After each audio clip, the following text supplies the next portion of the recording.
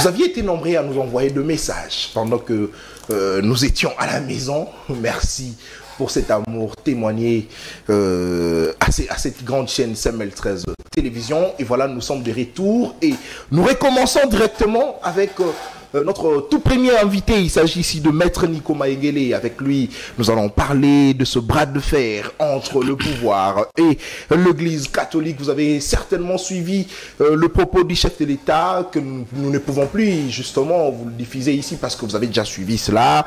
Également la réaction du secrétaire général du parti au pouvoir UDPS, Augustin Kabouya. Nous allons revenir également sur le préalable de l'opposition pour aller aux élections. Vous êtes sans ignorer que Martin Fayoulou n'a pas voulu aligner, ne veut pas aligner le candidat à tout le niveau, certainement parce qu'il veut que la CENI, en tout cas, soit auditée, qu'il y ait audit du fichier externe de la centrale électorale, raison pour laquelle nous allons évoquer avec Maître Nico Maïngele.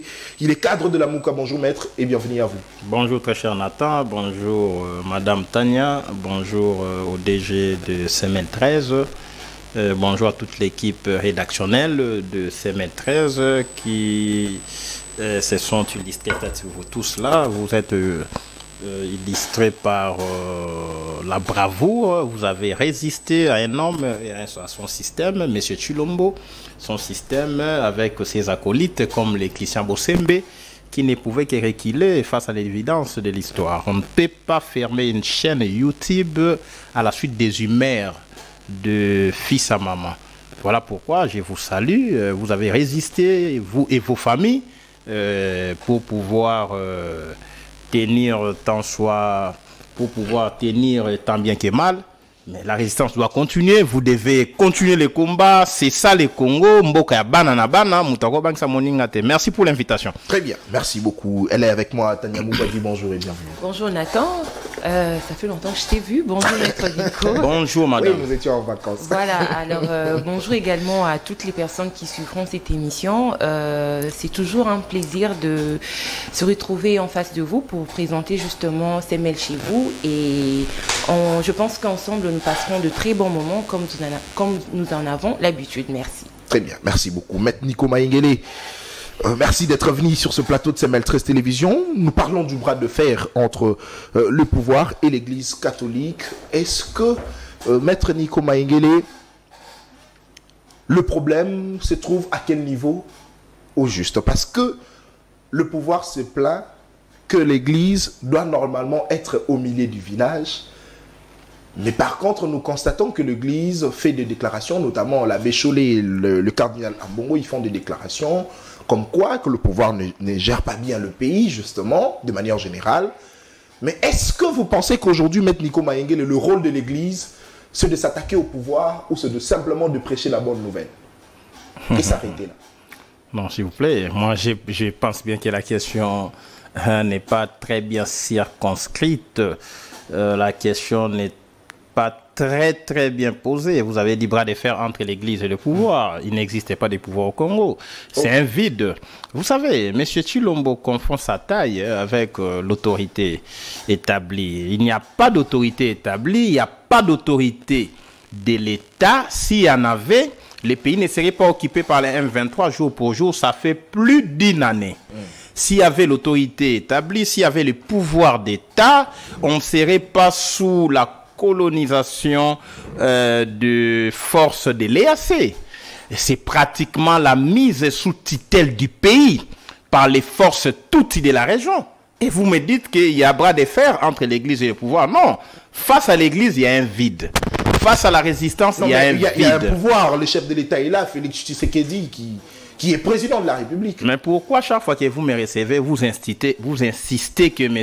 Chilombo est président de la République? C'est comme si vous doutez vous-même de cette casquette de président de la République. Nous insistons parce que vous voulez nous faire croire qu'il n'y a pas un président de la République dans ce pays. Non, il y a un vide. Vous avez un monsieur émotionnel, un monsieur émotif, un président de l'UDPS, un chef de bande qui confond la République avec l'UDPS. Dans les message des évêques, il a été dénoncé le fait qu'il existe au Congo une milice dénommée Brigade spéciale de l'UDPS qui opèrent aux vies et aussi de tout le monde, parfois appuyés par la police. C'est le message des évêques.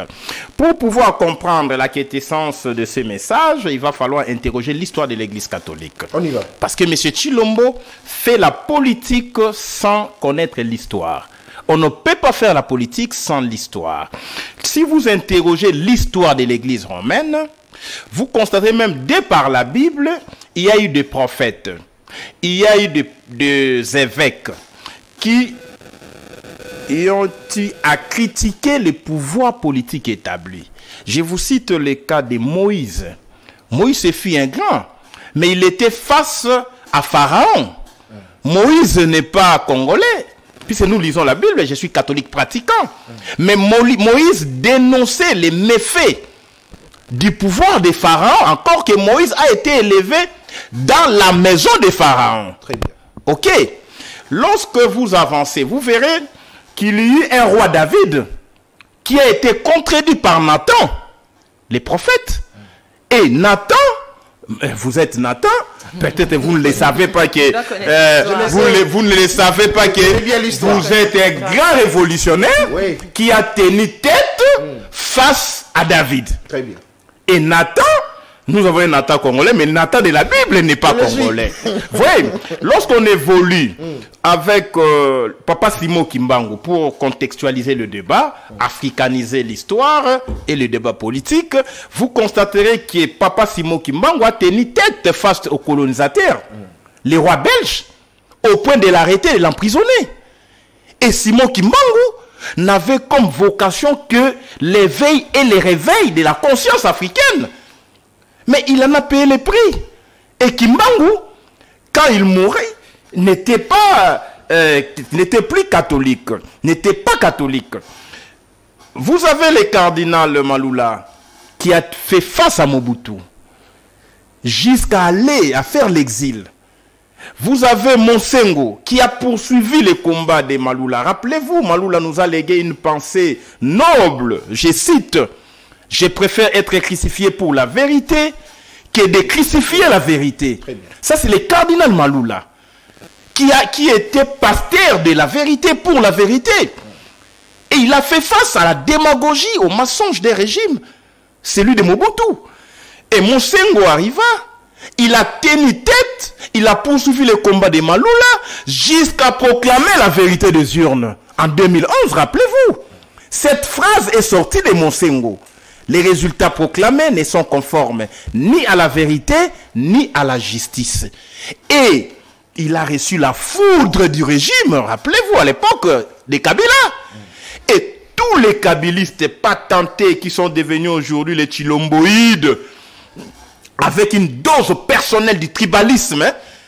Mais c'était, ça n'était pris en fait, au cardinal Monsengo de heureuse mémoire. Monsengo continua le combat jusqu'à ce que le cardinal Ambongo lui succéda. Mais rappelez-vous à l'époque, quand Monsengo avait dit que les médiocres dégagent, nous étions ensemble avec M. Tshilombo. On a estimé que le camp des médiocres, c'était celui de Kabila et consorts. Et aujourd'hui, M. Tshilombo arrive au pouvoir, il estime que tout ce que l'Église avait fait, depuis que l'Église est Église catholique romaine au Congo, c'était contre les intérêts d'un pouvoir. Non, on ne peut pas se dédire par rapport à l'évidence historique.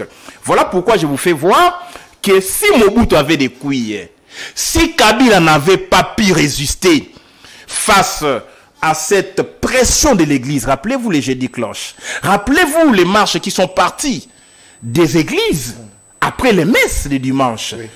Mais Kabila n'a pas pu résister, Kabila est parti. Alors, mais comment M. Tshilombo, qui, n'a pas gagné les élections, n'a pas d'assises populaires, ce n'est pas moi qui l'ai dit, mais c'est Tshilombo lui-même. La cour sont inattaquables. Non, non, l'histoire, non, vous parlez à un juriste, vous parlez à un avocat de profession. Théoriquement, les arrêts de la cour sont inattaquables, sont applicables immédiatement, exécutoires immédiatement, mais il a été constaté dans ces pays que la cour constitutionnelle était revenue sur ses propres arrêts. Rappelez-vous à l'époque, lorsqu'on a publié... Non, ce n'est pas moi, ce sont les évidences historiques. Lorsqu'on a proclamé les résultats des législatives, il y a eu 3 arrêts contradictoires. Le premier arrêt a proclamé tel vainqueur. Le deuxième arrêt a remis en cause le premier arrêt. Le troisième arrêt a publié encore d'autres vainqueurs. S'il vous plaît, les cas de Daniel Safou et les autres. Comment peut-on avoir 3 arrêts contradictoires alors que les arrêts de la Cour sont exécutoires, inattaquables, exécutoires immédiatement? Ça veut dire que face à une Cour politisée, on peut assister à toutes sortes de scénarios judiciaires. Alors, maître, est-ce que le rôle de l'Église, c'est simplement de s'attaquer au pouvoir? Non, l'Église ne s'attaque pas. Je vais vous parler de l'histoire de l'Église. Il y a ce qu'on appelle la doctrine sociale de l'Église. Lorsque vous interrogez cette doctrine sociale de l'Église, vous constaterez que les prêtres qui sont des pasteurs, les évêques qui sont des pasteurs, sont appelés à incarner l'Évangile dans les réalités politiques, économiques et sociales du pays. C'est ça la doctrine sociale de l'Église. La doctrine sociale de l'Église, ça veut dire l'Église défend le pauvre, les démunis. L'Église dénonce les antivaleurs, les injustices sociales, politiques, économiques, les méfaits d'une société. C'est ça la doctrine sociale de l'Église. Peu importe les régimes en place. C'est pourquoi vous avez vu la constance de l'Église catholique sous Malula. On a dénoncé les systèmes sous Mobutu, en fait sous Cardinal Monsengo, sous Ambongo. Donc l'Église reste inchangé par rapport à la doctrine sociale, par rapport à la théologie des libérations qui s'est développée en Amérique latine. Rappelez-vous, il y a eu des dictatures au niveau de l'Amérique latine et l'Église s'est levée. Et l'Église a développé une théorie, celle de la théologie des libérations. Et le pape actuel, François, s'est inspiré de la théorie de la libération, en fait, théologie de la libération, pour créer sa théorie, celle de la théologie de peuple. Selon le pape François, le peuple doit être mis au service de tout pouvoir politique, au service des activités d'une société. Le peuple ne peut pas être l'objet d'injustice, de discrimination sociale sans que les pasteurs ne les dénoncent. Voilà pourquoi toutes ces théories mises ensemble, vous ne pouvez que vous avoir une église catholique romaine qui dénonce. Ce n'est pas seulement au Congo. En Côte d'Ivoire, vous avez vu les cardinals ivoiriens, comment il a dépeint les tableaux noirs du régime de Ouattara. Et là, je n'ai pas vu le régime Ouattara s'attaquer à l'église catholique romaine, puisque l'église catholique romaine est universelle. Donc ici, ce n'est pas un problème de s'attaquer. Oui ou non, il y a des violations des droits de l'homme. Oui. Où se trouve Franck Diongo aujourd'hui? Comment a-t-il été arrêté? Comment peut-on arrêter Franck Diongo une semaine après sans avoir été présenté devant les magistrats instructeurs? N'est-ce pas là l'épreuve d'une dictature? Où se trouve Escadé là aujourd'hui? Il a été arrêté sans avoir été présenté devant son juge naturel 48 heures après la détention, la garde à vue. Où se trouve François Béat, qui avait dénoncé à l'époque, et on lui a collé un coup d'État sur base d'une déclaration qu'il avait faite à l'endroit de M. Chilombo. Là, tout ça, vous voulez que l'Église se taise. L'Église, contrairement à ce que M. Chilombo dit, l'Église ne peut pas être au milieu du village. L'Église doit être du camp et au camp de la vérité. Si vous tuez, l'Église va dire que vous avez tué. Aujourd'hui, les dollars s'échangent à 25 000. Vous voulez que l'Église dise quoi? 10 $, c'est 2,5. Parce que M. Chilombo empêche tout le monde, il menace tout le monde, il intimide tout le monde. Maître Félix Tshisekedi, il est président de la République. Ça veut dire qu'il est aussi garant de la nation. Alors, si et seulement si, il constate que l'Église catholique commence à avoir des dérives dangereuses, n'a-t-il pas le droit justement de dénoncer cela? Parce que il veut que le Congolais soit uni, il veut que le Congo soit un, il veut que la population congolaise se mette d'accord. Alors pour lui, le fait de voir que, quand il analyse le sortie médiatique de l'Église catholique, et il estime que cela est en train de constituer quelques dérives, n'a-t-il pas le droit de le dénoncer parce qu'il est comme ça, il est garant de la nation, il est président de la République, garant de la nation, donc la sécurité est l'une de ses priorités. Madame Tania, s'il vous plaît, je vais... Apparemment, vous avez pris du poids, maître. Je vais vous démontrer, non, j'en ai perdu.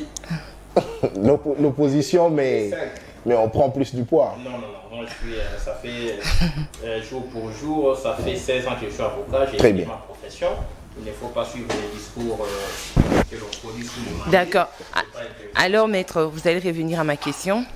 Je disais que le président, il est garant de la nation. Félix Tshisekedi est garant de la nation. La sécurité doit être l'une de ses priorités.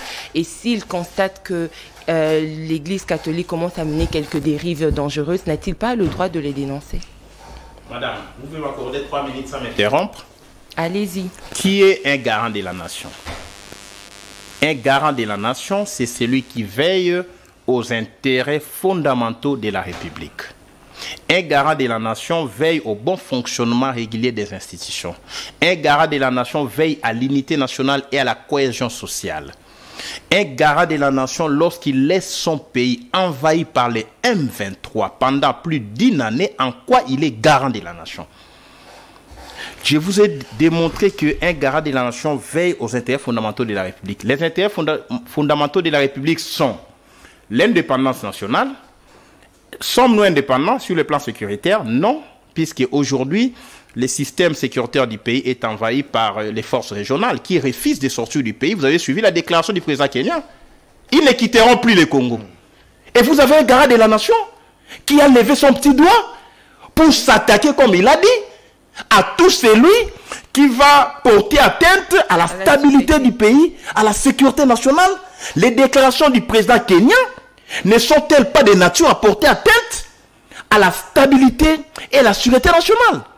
Pourquoi vous n'avez pas enregistré la même réaction que celle M. Chilombo, que M. Chilombo a faite face aux évêques qui n'ont ni armes, qui n'ont même pas la capacité de déstabiliser un pouvoir politique en termes de renversement, en termes de recours à la force, puisqu'ils n'ont que l'évangile, ils n'ont que la Bible. Un garant de la nation, vous avez suivi la déclaration de Kagame.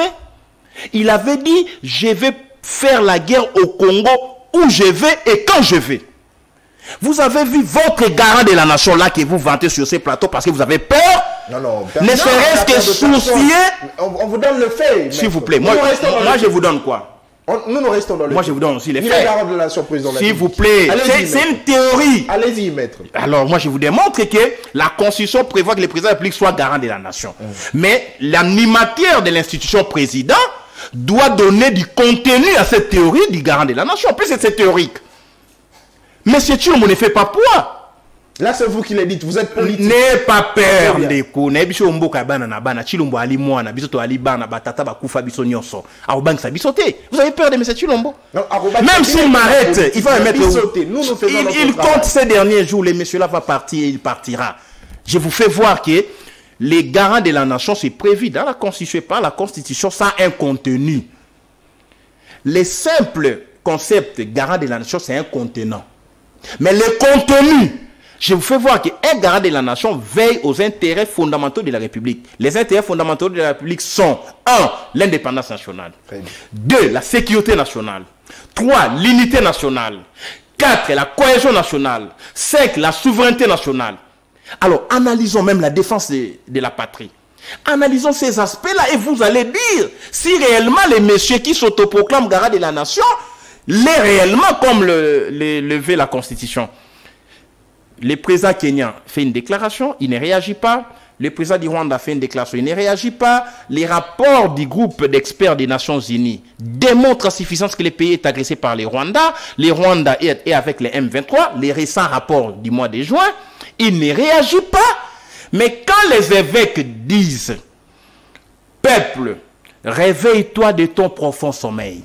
Pour les élections crédibles, inclusives et apaisées, le peuple doit se réveiller. » Il sort de sa tanière pour menacer tout le monde. Et il se cache derrière les concepts tels que, il a dit, je m'attaquerai sans remords ni hésitation à tout celui qui porte atteinte à la stabilité et à la sûreté nationale ou la sécurité nationale. Analysons les faits, puisque les faits sont sacrés. C'est la déclaration d'un homme faible, un homme qui ne croit plus même à son propre destin. Il a dit, il s'attaquera à tout celui qui porte atteinte. Vous savez, à la sécurité, d'abord, il faisait allusion aux déclarations des évêques. Les évêques, dans leurs déclarations, ne se sont pas attaqués à la stabilité du pays, ni à la sûreté nationale. Les évêques se sont attaqués à la mauvaise gestion de la République, aux actes de tribalisme, aux actes de détournement, à l'impunité, à l'entretien d'une milice appelée Force du Progrès. Donc les évêques s'attaquent aux méfaits d'un régime et non pas à un homme. Maintenant, l'homme répond par le fait qu'il veut protéger son pouvoir. Il se cache derrière la stabilité du pays. En réalité, c'est la stabilité de son pouvoir. Il se cache derrière la sécurité du pays. En réalité, c'est la sécurité de son régime. Voilà pourquoi, lorsque vous interrogez l'histoire, vous constaterez que tout dictateur, d'abord, on ne naît pas dictateur. On devient dictateur. Même Hitler a été élu démocratiquement. Mais la manière dont il a conduit le monde et son pouvoir, il s'est fait qu'il soit le plus grand dictateur que l'humanité ait connu. M. Tshilombo n'est pas né dictateur. À l'aube de son pouvoir, nous avions dit, c'est Kabila qui gérait, lui-même le disait, j'étais bloqué, il a pris les stylos rouges, je vais commencer à sanctionner. Rappelez-vous à l'époque, il y a eu des ordonnances qui ont été bloquées. Lorsqu'on l'a nommé, il a nommé Kyungu à la SNCC, les ordonnances ont été bloquées. Une ministre à l'époque, une dame du portefeuille, a bloqué les ordonnances chef de l'État. C'est là que nous avions dit, c'est un patin. Le patin est passé du statut du patin à celui d'un dictateur. Comment se comportent les dictateurs? Les dictateurs utilisent les menaces, les intimidations, les voies des faits. Ils contournent et détournent l'armée à ses propres fins personnelles. C'est pourquoi vous voyez, l'armée procède par des arrestations là où la police peut arrêter. La police judiciaire, pas la police administrative. Donc ici, M. Tshilombo, pour vous démontrer qu'il est effectivement dictateur avec une dose personnelle de tribalisme animal, vous constaterez que, tout dictateur se cache derrière trois concepts. Madame Tania, vous avez posé la question sur la sécurité. Nous portons atteinte à la sécurité. Voilà. Je vous fais voir que tout dictateur se cache derrière trois concepts. Le premier concept, c'est l'atteinte à la sûreté nationale. C'est pourquoi vous verrez, on arrête les gens sous prétexte il y a une atteinte à la sûreté nationale. Vous voyez, le premier concept, c'est la sûreté ou la sécurité. Deuxième concept, c'est le concept de la stabilité du pays. Tel comportement est de nature à déstabiliser le pays. En réalité, c'est la déstabilisation du pouvoir. C'est pourquoi vous verrez, il y a des gens qui sont arrêtés parce qu'ils ont voulu déstabiliser le pays par un coup d'État. Vous avez vu, Escadela, il préparait un coup d'État, Franck Diongo, il préparait un coup d'État, François Béa, il préparait un coup d'État, Bisselele, il préparait un coup d'État, Général Yav Filemon, il préparait un coup d'État. Tous ces coups d'État, jusqu'à ce jour, on ne nous a même pas présenté celle-ci. Donc, les dictateurs se cachent derrière ce concept de la stabilisation ou la stabilité du pays. En réalité, c'est la stabilité de son pouvoir. Troisième concept clé, c'est les soucis du maintien de l'ordre public.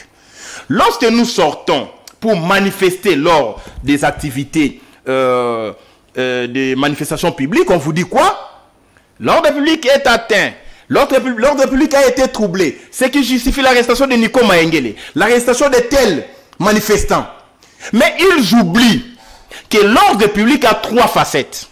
ou 3 éléments constitutifs de l'ordre public. Les 2 autres, on n'en parle pas. Je vous fais voir comment on veut réduire et restreindre les libertés des mouvements et de l'aller et des retours, les libertés des manifestations, en se cachant derrière les 3 concepts. La sécurité, la stabilité, l'ordre public. L'ordre public a 3 facettes.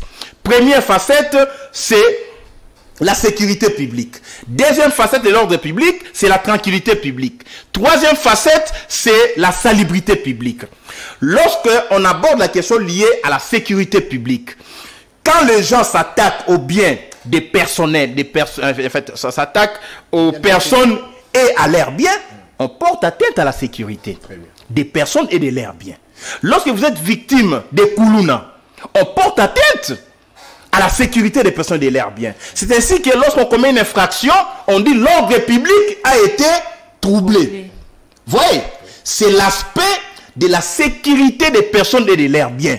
Ce qui implique la sécurité de la protection de leurs droits. Ok? Lorsque vos droits sont atteints et qu'on vous ravit par exemple votre téléphone, on viole votre domicile, on dit l'ordre public est atteint, puisque l'infraction vient de se commettre. Un autre aspect dont on ne tient pas compte, c'est l'aspect de la tranquillité publique. Tout dictateur ne s'occupe pas de cet aspect-là. La tranquillité publique se matérialise par ceci. Lorsque nous nous promenons ici dans cette ville de Kinshasa, vous verrez les nuisances sonores. Vous verrez des bars ci et là. Vous verrez des églises par-ci par-là qui font qu'il y ait assez de bruit autour de notre environnement. On appelle ça les nuisances sonores. Et là, c'est l'ordre public qui est atteint dans sa facette de la tranquillité publique. On devait interpeller les tenanciers des bars, les pasteurs, qui placent les baffles sur une même avenue, 10-15 baffles, avec tous les bruits possibles, ce qui porte atteinte à la tranquillité publique. On ne sait pas lire, on ne sait pas se concentrer, on ne sait pas étudier, on ne sait pas échanger. On ne peut pas dormir non plus. Mais on n'interpelle pas ces gens-là parce que pour les dictateurs, ça distrait les peuples. Je sais pas si je fais comprendre. Les peuples doivent entrer dans la distraction publique et massive. Et la musique nous distrait. Les églises nous distraient. Les bars également. Et on ne sanctionne pas, on n'interpelle pas, puisque ça profite aux dictateurs. Troisième élément pour citer, c'est la salubrité publique, l'un des éléments constitutifs de l'ordre public. Lorsque nous nous promenons ici dans cette ville, vous verrez, il y a des fous, il y a des poubelles, il y a des immondices, des montagnes d'immondices. Et ça pue, ok? Ça porte atteinte à l'ordre public, toutes ces saletés-là, les salubrités.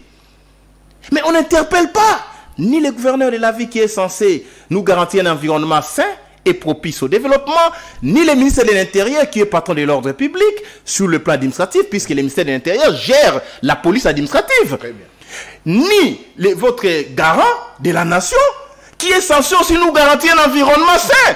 Donc ici, vous comprendrez que M. Tshilombo analysé dans un sens comme dans un autre, tant sur le plan, tant sur cette histoire des garants de la nation, sur le plan au sens propre comme au sens figuré, il n'est ni garant de la nation, ni chef de l'État, mais il est seulement, entre guillemets, président de la République. Parce que le chef de l'État ordonne, contrôle, sanctionne. Très bien. Alors, dites-moi, depuis qu'il est là, votre garant de la nation, il a sanctionné qui? Même sur le plan administratif, il a suspendu qui? Il a révoqué qui? Puisque l'autorité qui nomme, c'est l'autorité qui révoque. Alors, Maître Nico Maïngé, pendant qu'on a des problèmes à l'Est avec la guerre à l'Est, est-ce que vous pensez qu'il n'est pas temps d'abord de commencer par arrêter ceux-là qui sont ici en RDC, ceux-là qui sont de mèche avec le Rwanda, comme le fait le pouvoir actuel, et puis maintenant, voir comment attaquer le rebelle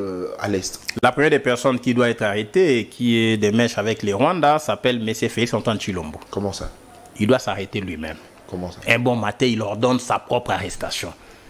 Il demande au ministre de la Justice actionner les mécanismes constitutionnels, demander au Parlement de me mettre en accusation devant la Cour constitutionnelle, puisque c'est moi, M. Tshilombo, qui ai ramené les M23 ici à Kinshasa, c'est moi qui les ai logés ici à Gombe pendant 13 mois. C'est moi, M. Tshilombo, qui ai contracté les accords économiques, commerciaux avec les Rwandais. Mais est-ce que ce sont des mécanismes pour trouver la paix? S'il vous plaît, quelle paix? Vous allez trouver la paix en bradant les ressources naturelles, en bradant l'unité nationale, l'intégrité territoriale. Vous trouvez ça la paix? Mouzé est mort à cause des accords, puisqu'il ne voulait pas exécuter un accord. Il est mort, s'il vous plaît. Quand vous êtes au pouvoir, il ne faut pas signer des accords pour la protection de votre propre pouvoir sous prétexte de quête de la paix. Donc je vous faisais voir, vous voulez simplement me perturber, vous avez peur de mon jeune frère Bossembe qui va arrêter le régime, parce que j'ai démontré comment M. Tshilombo peut se faire arrêter. Très bien. De quoi avez-vous peur? Allez-y, allez-y. Ça n'engage que moi, puisqu'il a commis un certain nombre d'infractions. Les faits de permettre, de faciliter l'adhésion de la RDC à la communauté de l'Afrique de l'Est. C'est un acte de haute trahison, vous le savez. Avez-vous les objectifs de l'EAC? Avez-vous lu les objectifs de l'EAC? Parmi les objectifs de l'EAC, c'est la création d'une fédération politique à l'Est. La fédération politique, ça veut dire nous aurons un État africain. Nos frontières doivent disparaître. Et M. Tshilombo l'avait dit. Mais pourquoi battrez-vous pour des portions de terre? Notre pays s'est agrandi. Notre pays devient EAC. Ce n'est pas un acte de haute trahison? Il n'a pas porté atteinte à la sécurité nationale, pensez-vous? Il n'est pas arrêtable ad nutum. Quand M. Tshilombo prend les carnets d'adresse de M. Kagame en contrepartie de nos minéraux, n'est-ce pas là un acte de haute trahison? Bissele l'a dit, c'est publié sur Jeune Afrique. Quand M. Tshilombo accepta que Rwandais fassent des navettes ici au Congo, sillonner l'espace aérien congolais, avec comme effet l'infiltration. Et aujourd'hui, M. Tshilombo nous dit que notre pays est infiltré à tous les niveaux. Quand on dit à tous les niveaux, ça veut dire quoi? En commençant par M. Tshilombo, non? Est-ce qu'il a vraiment appréhendé l'essence et la quintessence de la déclaration de M. Tshilombo qu'il a acquise devant l'opinion de l'histoire, devant les tribunaux de l'histoire? Il a dit, Atali Solo à Pamba et comme il pas à Paya. Le sommet quadripartite trouve de solutions à toutes ces questions, Maître Nico. Le sommet de Luanda, le sommet quadripartite. Ce pays ne sera jamais libéré par des sommets. Mouzé est mort pendant qu'il s'apprêtait à répondre à une invitation pour aller à un sommet. Je crois à l'époque, c'est au Cameroun. On peut vous distraire avec des sommets et on nous infiltre ici, on attaque ici. Moi, je ne suis pas naïf. Tous ces sommets-là, où va M. Tshilombo? Simplement puisque ça lui rapporte beaucoup d'argent. Il est animé par l'esprit du lucre, les bénéfices. Il y a les frais d'émission. Ce sont des sommets tenus justement pour trouver des solutions aux problèmes. Depuis qu'il est là, il a tenu combien de sommets? Savez-vous la force du droit international? Vous pensez que c'est de trop, tout ce sommet? Non, ce sont des sommets de nature à distraire le peuple. Ici, je vous fais voir que M. Tshilombo doit un bon matin ordonner sa propre arrestation. À défaut d'aller en exil. Parce qu'il a trahi ce pays, s'il vous plaît. Moi, je ne badine pas. Je vous démontre que ici, même tous ces sommets-là, comment vous partez de sommet en sommet? Aujourd'hui, lors de votre sommet quadripartite, Tshilombo dit non, il préfère, il sollicite que la force régionale soit dirigée par la RDC. Rappelez-vous. Mais nous étions les premiers à le dire, à les réclamer. Il ne nous avait pas écoutés. Il avait laissé la force régionale dirigée par un Kenyan et le commandement militaire kenyan par l'anglais. Comment peut-on venir diriger un pays francophone par un anglophone? N'est-ce pas là un acte de haute trahison? Comment peut-on diriger les militaires congolais qui ne connaissent pas l'anglais, qui parlent à peine le français, et on les dirige dans les fronts en anglais? En attendant la traduction, les messages, plus vous traduisez, vous avez fait la communication. À force de traduire, d'interpréter, vous perdez la quintessence du message. Et vous nous dites que comment ça fuite? Parce que simplement, il y a eu un homme qui a trahi le pays. Il y a eu un homme qui a fait preuve de turpitude, pétri de stupidité hautement blâmable au sommet de l'État. Et ça, c'est gravissime. Et vous nous dites aujourd'hui, non, Maître Nico, voilà, il y a des sommets. Maintenant, ces sommets-là, pourquoi ne pas avoir obtenu le départ des forces de l'EAC réclamé à corps et à cri par l'Église catholique qui avait marché, rappelez-vous, au mois de décembre dernier. Rappelez-vous, nous avons marché pour le départ, nous, la résistance des forces de l'EAC. La société civile du Nord Kivu, Sud Kivu, a marché. M. Chilombo a refusé que ces forces-là rentrent. Il a obtenu l'adhésion de la SADC. La SADC accepta d'envoyer une force avec mission offensive. C'est pas peu. Mais qui l'a bloqué? C'est M. Chilombo quand il a prolongé le mandat de l'EAC au mois de juin jusqu'au mois de septembre. N'est-ce pas là un acte de haute trahison? Aujourd'hui, les chefs d'État de la SADC se sont recroquevillés, se sont rebiffés pour dire non, non, non, on ne va plus envoyer cette force puisqu'on crée cette cacophonie, les conflits avec les forces de l'EAC. Il suffisait que l'EAC parte pour que la SADC vienne à la rescousse des FARDC pour bouter dehors les M23. Très bien.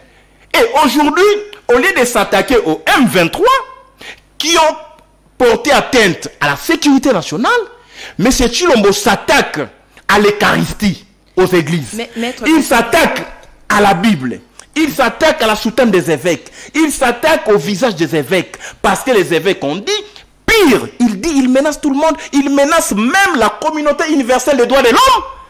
Est-ce que vous avez mesuré la dangerosité de sa déclaration lorsqu'il dit « Je n'écouterai personne ». Même s'il y a des violations des droits de l'homme, des privations, des arrestations, je n'ai des leçons à recevoir de personne. Ça, c'est une passe. Encore moins de prêtres. Et ça, c'est... Est-ce que vous pensez que si, comme l'a dit Kabouya, si les prêtres veulent faire la politique, ils enlèvent la soutane, qu'ils mettent la veste et cravate, qu'ils viennent faire la politique avec vous? Lorsque nous marchons avec les prêtres en soutane, sous Kabila, pendant que Rossi Mukendi avait reçu la balle réelle dont il est mort, Madame Thérèse, pareil, les prêtres avaient des soutanes ensanglantées. Les prêtres avaient inhalé des gaz lacrymogènes en soutane. Et M. Kabouya, en ce moment-là, il était en train de repasser les chemises de M. Chilombo Alimete. Pendant que nous marchons avec les prêtres. Donc, M. Chilombo... Non, il était là, c'est un combattant. Monsieur Kabouya, c'est une bouche sale. Ça non, s'il vous plaît, je vous fais voir. Non, tout ce qui sort, c'est une figure de style. Tout ce qui sort de sa bouche, c'est rien de consistant. C'est un cadre d'un parti politique au pouvoir, vous ne pouvez pas le traiter de... Non, je dis, hein, quand je dis il a une bouche sale, c'est une figure de style pour dire que tout ce qui sort de sa bouche n'a rien de consistant. C'est compris. On y va. Ça, c'est clair. Alors, voilà pourquoi nous disons que M. Chilombo, puisque bientôt là, il n'aura que ses yeux pour plairer. Maître, le président n'a pas, il n'a pas dénoncé, il a juste dénoncé comme ça quelques têtes, au fait, de l'Église catholique, parce qu'il a parlé de certains, certains prêtres qui prennent position au stade actuel, et ça veut dire qu'il ne pointe pas du doigt toute l'Église catholique. Non, non. Il a parlé de certains prêtres, il a aussi parlé de l'Église en entièreté.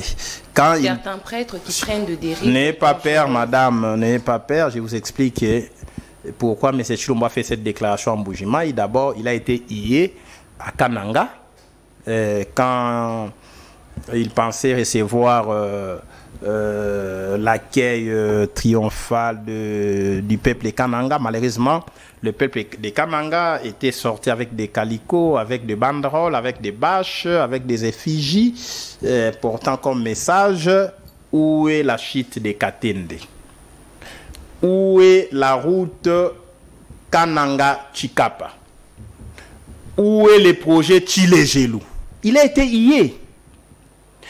J'ai même vu une banderole où on a écrit « Bienvenue, M. Chilombo, bienvenue à la capitale de l'obscurité de la République, Kananga. » J'ai vu. Alors, comme c'est un impulsif, donc sa colère ne les quitte pas aussitôt quand il s'agit d'insulter, quand il s'agit d'intimider quand il s'agit de menacer, rappelez-vous à l'époque, ils nous avaient traité des combats-tabac, ils nous avaient traité des tribalistes, des ndoki, ils nous avaient traité de tous les mots parce que simplement, nous l'avions critiqué. Rappelez-vous à l'époque, les messieurs Sané pris contre, en fait, maman Marie, en la traitant, moi, maman Moko Boye, il n'y a pas si, tu vois. Donc, il n'a pas les discours rassemblés, il n'a pas les discours d'un chef d'État. Quand il a quitté Kananga, il va maintenant en Bujimaï, devant un territoire conquis. C'est là qu'il s'est mis à menacer tout le monde en parlant de certains prêtres, de certains évêques. Il a épargné ses frères, évêques qui étaient sur place là. Il a cherché à diviser l'église en citant, c'était une messe jubilaire, non? Vous n'avez pas suivi? En citant Outembi pour essayer de diviser l'église. Malheureusement, Outembi avait signé les communiqués, la déclaration qui avait dénoncé les méfaits du régime. Donc, l'église ne peut pas être divisée. Et j'ai estimé qu'il valait la peine que M. Cholet, Monseigneur, puisse recadrer M. Chilombo comme il l'a fait. Il a dit que M. Chilombo a parlé avec émotion. Il a parlé avec rage. M. Chilombo n'a même pas lu les messages des évêques. Ça, c'est Monseigneur Cholet. Regardez comment c'est lui que vous appelez président de la République étonnant Boric lorsqu'il répond à un message qu'il n'a pas lu. Ça, c'est dangereux. Donc, il ne faut pas chercher midi à 14h. Monsieur Chilombo a démontré la face du monde qui devient dictateur. Il menace tout le monde. Sa place, la vraie, est en prison. Sa place n'est pas au palais de la nation. Vous estimez que son message n'était pas rassembleur vis-à-vis de l'Église catholique? Absolument, n'était pas rassembleur vis-à-vis du peuple. Vous avez dit qu'il n'a pas parlé d'Église, madame, 30 secondes. Lorsqu'il dit que l'Église et l'État doivent collaborer. Lorsqu'il dit que l'église doit être au milieu du village, dans cette période de pré-campagne, l'église doit traiter tout le monde sur un même pied d'égalité. Et là, il parlait de l'église. Mais l'église ne peut pas être au milieu du village. L'église doit être dans les camps du peuple meurtri, les peuples qui souffrent, les camps de la vérité. Hier, cette église a permis à ce qu'il y ait alternance basée sur les compromis à l'africaine. Ce n'est pas M. Chilombo qui avait fait pression sur M. Kabila. C'est l'église. C'est l'opposition de l'époque. Pendant que M. Chilombo prenait ses hamburgers en Europe, quand on planifiait les marches ici, il prenait son avion les soirs. Il nous laissait les matins marcher. Et aujourd'hui, il tire profit de notre lutte. Là où Fayoulou devait gérer, c'est lui qui gère par défi. Et il ne peut pas nous intimider. Nous ne sommes pas intimidables. Et nous ne sommes pas intimidables. Très bien, merci beaucoup. Il s'appelle Nico Maengele. Il est président du parti politique Congo Normal. Il est cadre de la Mouka. Avec lui, nous sommes en train de parler de ce bras de fer entre le pouvoir et l'Église catholique.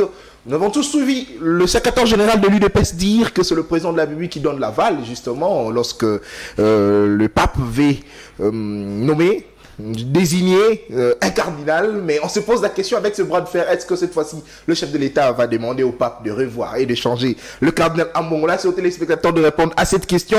Avec Maître Nico, nous prenons la deuxième thématique, le préalable comme ça de la Mouka, de l'ECD pour aller aux élections. C'est vrai, le FCC a refusé d'abord l'enrôlement. Et cette fois-ci, Fayoulou refuse de poser la candidature et également de ceux de ce membre à tout le niveau. Pour quelle raison?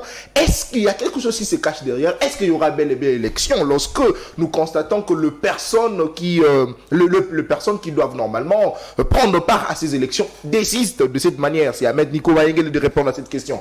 Maître Nico Maengele, est-ce qu'aujourd'hui vous êtes choqué, vous, Maître Nico d'abord, pas comme étant cadre de la Mouka, mais comme étant citoyen congolais qui veut bien être député pour défendre l'intérêt du peuple? Est-ce que vous êtes, déçu du fait que Fayoulou dit qu'il ne peut pas déposer la candidature à tout le niveau simplement parce qu'il faudrait qu'il y ait révision du fichier électoral? Non, vous avez parlé des choses à la fois. Vous avez parlé de deux choses à la fois. Oui. De la désignation d'Ambongo, si les pouvoirs pouvaient influer. Non, j'ai laissé à la de répondre à la question. Ça, avec vous, on passe à la deuxième thématique. C'est une hérésie que je ne saurais tolérer sur ces plateaux. Non, rappelez-vous, s'il vous plaît, parce que vous avez cité M. Kabouya. Ok, les nouveaux riches, qui n'avait pas signé les pactes avec la pauvreté. Il n'avait pas signé les pactes avec personne pour demeurer pauvre. Donc des 0 ans jusqu'à une cinquantaine d'années, vous n'aviez rien, même pas une aiguille. Subitement, vous devenez millionnaire et vous nous narguez. Vous n'avez pas signé les pactes avec la pauvreté, s'il vous plaît. Monsieur Kabouya est nouveau riche. Un jour, tu vas répondre. Comment es-tu devenu aussi arrogant alors que vous n'avez exercé aucune fonction rentable dans ces pays? Aucune. Moi, je peux être millionnaire demain. J'ai des dossiers en tant qu'avocat. Je peux être millionnaire de par mes revenus professionnels, de par mes honoraires. Mais Kabouya a vendu quoi dans ces pays? Il a vendu quoi pour être millionnaire? Dit Kadhafi au millionnaire? Alors qu'il avait déjà abandonné ses petits travaux. S'il vous plaît, c'est important. Donc, il ne faut pas suivre M. Kabouya, mais il ne faut pas suivre M. Kabouya. Les nouveaux millionnaires, hein, je vous salue. Quand je venais, je me rappelle, Ali Mehdi, vous m'appelez toujours mon général. Alors, votre général vous salue. Félicitations. Les nouveaux riches, vous allez répondre demain. On va auditer la fortune des uns et des autres. Si Madame Tania est millionnaire, on verra qu'est-ce qu'elle touche comme salaire ici. Le préalable de la Mouka. Même, voilà, les préalables de la Mouka. Le président Fayoulou, je crois savoir qu'il a été clair lors de la première communication. En fait, la première communication, il a été clair pour dire qu'écoutez, nous n'allons pas déposer nos candidatures tant qu'il n'y aura pas la révision du fichier électoral, tant qu'on ne va pas publier la liste des électeurs. On ne peut pas aller aux élections avec des bureaux fictifs. Rappelez-vous, il y a eu des machines, en fait, des ordinateurs, des kits électoraux qu'on a retrouvés entre les mains des individus. Aucun procès là-dessus. Alors que M. Kadima est censé gérer ces matériels hautement sensibles. Comment peut-on retrouver ces matériels rien qu'entre les mains de gens du pouvoir? Ça pose un problème de la crédibilité du processus électoral. Ça remet en cause la transparence même de ces processus. Voilà pourquoi, quand le président Fayoulou dit « nous n'allons pas déposer, y compris Nico Maengel ». Moi, je ne fais pas la politique pour accéder à des postes de manière abracadabrantesque, belle mais incohérente. Non. Il m'a été proposé des postes ministériels dans ces pays, j'ai refusé. Franck Diongo était en prison. On m'a proposé que j'ai trahi ce Franck Diongo pour des postes ministériels, j'ai refusé. On m'a proposé l'enveloppe, j'ai refusé. Et mon oncle Théophile Mbemba était directeur des cabinets, je ne l'ai pas suivi, du chef de l'État. C'est mon oncle propre. Je ne l'ai pas suivi. Il était premier vice-ministre de l'Intérieur, je ne l'ai pas suivi. Il était gouverneur de la ville, je ne l'ai pas suivi. Il était ministre de l'enseignement supérieur universitaire, je ne l'ai pas suivi. Donc, je ne suis pas là pour accéder aux postes pour les postes. Nous nous battons pour les changements du système, les changements du régime. Le régime Kabila est parti, mais le système Kabila est là. Le système Kabila se perpétue par la corruption, le détournement, l'achat de conscience. Aujourd'hui, il y a un tribalisme animal. Même si j'accède demain à un poste, pendant que M. Chilombo est président, je vais échouer. Je vais échouer puisque l'impulsion vient d'en haut. Il faut couper la tête, c'est-à-dire faire partir M. Chilombo, avoir un président clairvoyant, un président visionnaire, avec une vision claire, avec un programme de gouvernance qui doit tabler sur la lutte contre l'impunité, la fin des antivaleurs, l'enrichissement illicite doit être banni. Mais comment aujourd'hui le système électoral est corrompu et mal engagé, pour paraphraser les évêques? Moi, Nico Maengel, je dois déposer la candidature pour devenir député à côté d'une majorité tribalisante, une majorité corrompue, achetée, une majorité des anciens Kadhafi, une majorité des nouveaux riches, une majorité au service d'un homme, M. Chilombo. Donc, les revendications du président Fayoulou, ce sont les revendications de tout un peuple. Ce sont les desiderata de toute personne normale, valablement constituée. On ne peut pas accepter d'aller aux élections là où on ne connaît pas le nombre des électeurs. On nous a dit, s'il vous plaît, on a 43 millions d'électeurs. C'est ce que M. Kadima a dit. Après avoir fait auditer les fichiers électoraux par sa copine en mini-jupe. Vous l'avez vu? Cette dame-là, en mini-jupe. Et on lui dit... Les experts qui ont audité les fichiers électoraux. On peut être expert en fraude électorale. on peut être expert en prostitution électorale. Et j'ai vu cette dame-là. Elle est experte en prostitution électorale. Elle vient prostituer. Non, s'il vous plaît, je vous l'ai dit. La prostitution électorale, ça veut dire que vous avez un fichier corrompu, vous avez des électeurs fabriqués de toutes pièces. Vous avez... Moi, j'ai une question pour un champion. Je vous démontre qu'il y a une prostitution du processus électoral. Démontrez. Par cette jeune dame-là, en mini-jupe. On a recruté... Non, nous sommes les Bantous. La décence vestimentaire. Regardez comment Maman Tania s'habille. Mais si était en mini-jupe, je n'allais pas entrer dans cette émission, j'allais rentrer chez moi. Puisqu'il faut quand même préserver les valeurs féminines. Donc ici, je vous fais voir que la dame là, qui a audité les fichiers, c'est une amie, une copine personnelle à M. Kadima. On a fait recours à un directeur de l'informatique des formations médicales de la place. Ici, un Congolais.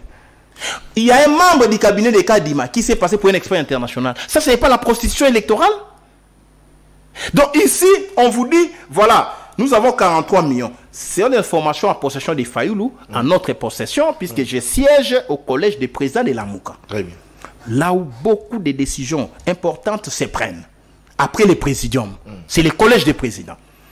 Nous avons des informations que ces fichiers contiendraient, j'utilise des conditionnels, puisque ça doit être confirmé par un audit international, contiendraient au moins 10 millions d'effectifs.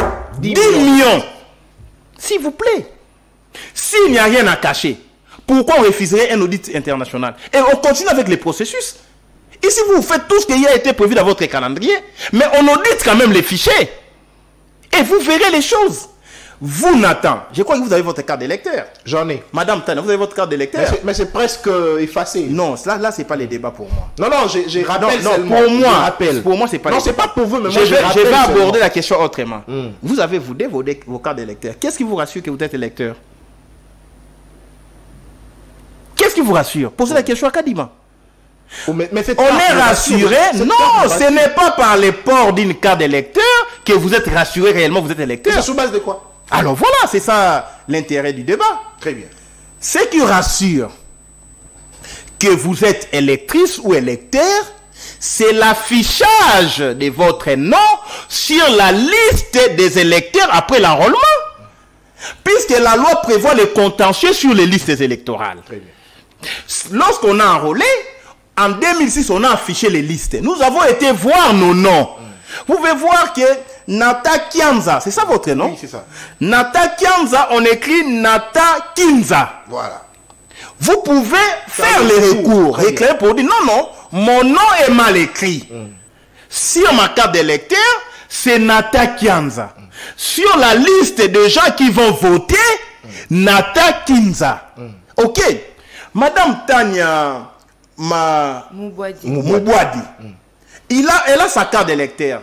Si on avait affiché, il se pourrait que son nom ne soit pas repris sur la liste des électeurs. On appelle ça les cas d'omission. Ok? Vous avez votre carte, mais au niveau de la machine, puisque la machine a ses caprices. Oui. Vous avez vu les derniers caprices avec les DV loteries.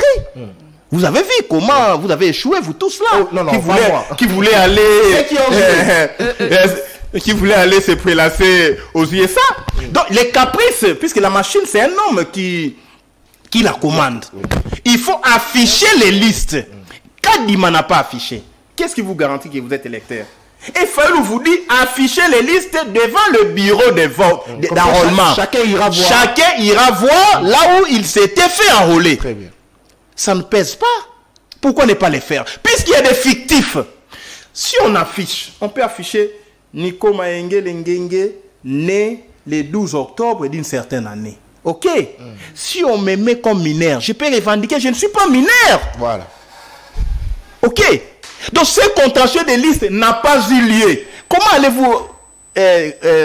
comment vous allez vous irez aux élections? La conséquence c'est quoi? Il y aura des troubles. Il y aura du désordre le jour du vote.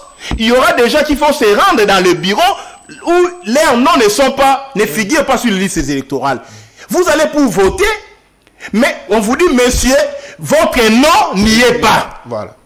Alors, c'est une source de conflit. C'est une source de désordre. Voilà, nous qui sommes les Congolais normaux, nous avons dit à M. Kadima, afficher les listes. S'il vous plaît, un autre aspect. Nous avons dit, les fichiers électoraux contiennent même des morts-nés. Oh. Je vous l'ai dit. Vous devez nous prouver. Hein? Mais c'est ça l'audit. C'est important. Papa, moi je suis formé par les principes du contradictoire. Lorsque vous initiez une expertise, même par voie de procédures judiciaires, l'autre partie peut contester l'expertise et exiger une contre-expertise. Vous êtes d'accord avec moi? Nous sommes partie prenante au processus. Le pouvoir est partie prenante au processus. Nous accusons la CENI d'être des mèches avec le pouvoir. La CENI organise un audit que le pouvoir ne conteste pas. C'est que cet audit arrange le pouvoir. Et nous nous demandons une contre-expertise, un contre-audit pour que toutes les parties soient rassurées quant à la fiabilité du processus, du fichier électoral. Mais on doit garantir toutes les parties, y compris la société civile qui réclame encore et à cri. Donc vous verrez ici, c'est M. Tshilombo qui gère la CENI. Quand M. Tshilombo dit à Kadima, je vous l'ai dit, j'insiste, tu peux bouger la tête, secouer la tête, en guise du mécontentement pour avoir peur du régime. Non. Moi, je réitère pour dire que je vous cite une source. Maître. S'il vous plaît, je cite. Connaissez-vous M. Albert Moleka? Nous les connaissons. L'ancien directeur des cabinets du président Étienne Tshisekedi, qui avait déclaré, je cite, que M. Kadima fit les représentants de l'IDPS en Afrique du Sud. Et M. Tshilombo fit ministre des Affaires étrangères de l'IDPS, secrétaire national chargé des Affaires extérieures. Donc il gérait M. Kadima, qui l'a placé à la tête de la CENI. Il vous faut vraiment un dessin pour comprendre. Très bien. Alors, j'étais en train de dire que nous avons assisté au point de presse de la MONCA. Coel a dénoncé tout ce que vous venez de dire, mais j'ai retenu que vous avez quand même dit que vous participerez au processus d'identification des électeurs. Alors la question c'est pourquoi à 6 mois seulement des élections, vous décidez de vous retirer du processus électoral? Non, une mise au point. La MONCA et le président Fayoulou, nous ne sommes pas retirés du processus électoral. Nous avons dit, nous sommes dans les processus, mais il va falloir qu'on y insère des facteurs correctifs.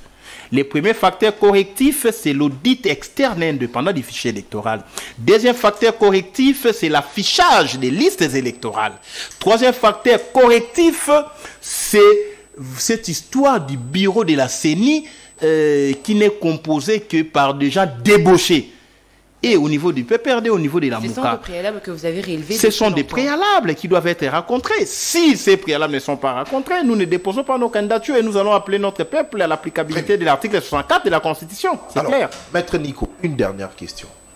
Nous répondons à Lingala. Et puis nous posons à Lingala.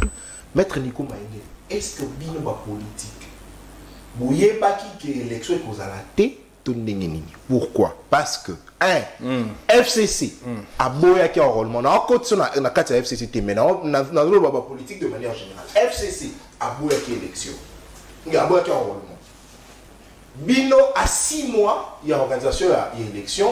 Bolobi boko aligné ce qui va salir révision il y a va salir audit il y a fichier électoralité. Est-ce que maître Nico Maïngele et là, comment ils ont bomba manakati que bino ba politique bozolinga ko ebisango peuple été. Est-ce que maître Nico Maïngé la oui ko rassurer biso awa c'est vrai au travail à la CNT mais aux politique aux la information. Est-ce que maître Nico Maïngé l'élection vraiment cause là? To bino boana secret moko bino ba politique boana ngo bozo bomber la peuple. Merci beaucoup Ndeko Nathan. Dernière question et puis au conclure. Non, problème est réalité. Très bien. Au Tunisoki, tu as une information, tu as bombe la peuple. Tu as une information, bombe la peuple, puisque biso, tu as un intérêt, pe place à la ignorant. Information, tu as une sa peuple. Tu as ici peuple que M. Kadimana, M. Tshilombo a préparé fraude électorale massive. Moi qui vous parle, information là, tu as une liste noire. Atana Tchangu va voter Nico Maïngele 100 000 voix. Mais c'est Tshilombo, alobi, je m'attaquerai à tout le monde. Nico Maïngele va publier. Va publier, attends. Non, il s'attaquera à ceux qui vont déranger. Déranger son pouvoir. La sûreté de l'État. Non, sûreté de l'État. Mais je vous l'ai dit. Lexus a été élu, non? En 2018. Mais pourquoi on a parlementé? Moussa a été élu. Pourquoi on a parlementé? Parce que leur tête gênée, Kabila. Alors, il ne faut pas causer la naïf. Donc, toi, on a l'information, il faut peuple, ok, mais c'est chez nous, on va préparer fraude. Attends, la poche à Zoba, Baïba Rambala Moko. Baïba qui peuple victoire en 2018. Ce qui est que ça, l'enrôlement, tu es si bas, tu as carte d'électeur. Oui, l'objectif, c'était d'abord quoi? Notre peuple n'a pas de carte d'identité. Comment on kanga bat banzela? Autant bon moi Lox, Lox c'est un style, non? On connaît l'homme par son style. Mais ça dit Lox à cause d'un joueur. Ok. Moi j'en sais, je suis journaliste. Voilà. Parce kanga batu parce que ça a carte d'identité. Tolobi à la ligne, vous voyez les choses. Prenez les cartes d'électeurs, enrôlez-vous pour que peuple dans la moitié d'identité. Et puis ces cartes d'électeurs servent aussi des cartes d'identité à titre provisoire. Nous l'avons dit. Mais quand tu es si peuple dans la carte d'électeur, tu as 8 cartes, président fait la 8 cartes, tu as constaté fraude. À partir, il y a Coel. Merci. Commission de l'organisation des élections, il y a la MOUCA. Tout ça, l'audit, il y a enrôlement, tu as trouvé que Kadima enrôlé ba mineur. Tant que Kadima enrôlé ba bébé na Kasaï. Alors non, après, bah, une jeune fille mineure, bah, autant de bébés, autant de mineurs. Mais comment... Merci. S'il vous plaît. Comment conclure avec toutes les qualités morales, intellectuelles, intrinsèques aux Anango, maman avec toute la beauté, toute l'intelligence féminine qu'elle a, Bachio na Seni. Moi, j'amène un enfant de 7 ans. Au enrôlé. Jamais. Donc, l'apparence, kaka. Olobi, non, papa, nini boy. Moi, on a 5 ans. Vous comprenez? Moi, on a 7 ans. Les simples faits de les avoir enrôlés, l'intention de nuire était celle de gonfler les listes électorales. Parce qu'un mineur, il y a 14-15 ans, on a doute, c'est normal, on s'était trompé. Mais mineur à moins de 10 ans, moins de 12 ans.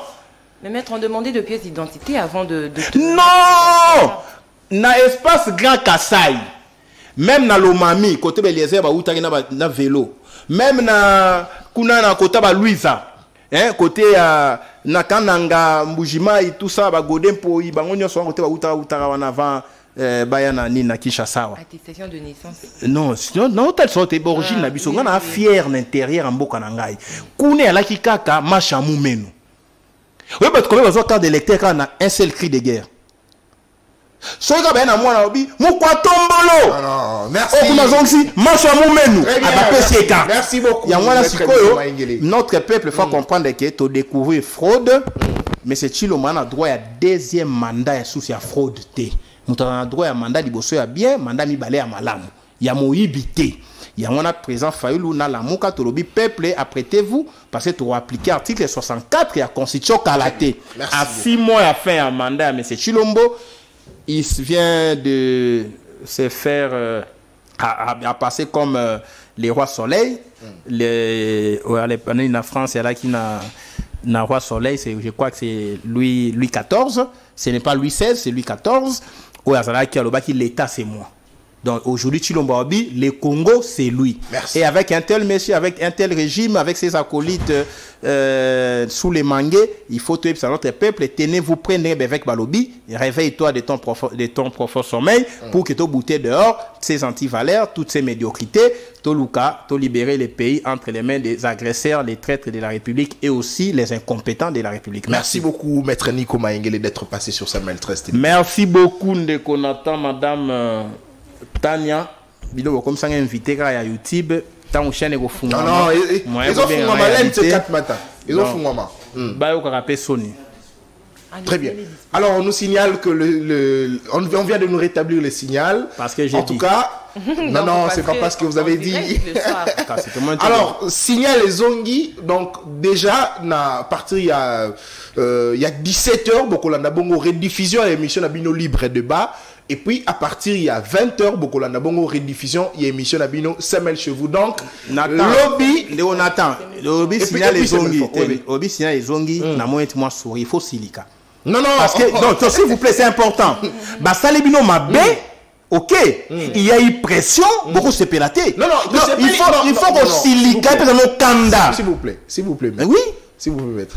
Alors, signalez dans ma colobake, non. Mais on s'est caté, il faut le voir un candidat. Il a fait cette information, maître. Alors, téléspectateurs, il y a CML13 Télévision, directeur des informations, non cours à informer Bisso Awa tout à l'heure que signal les Zongi, il y a on est la bande Koloba Bokolanda rediffusion, il y a libre débat parti à 17h.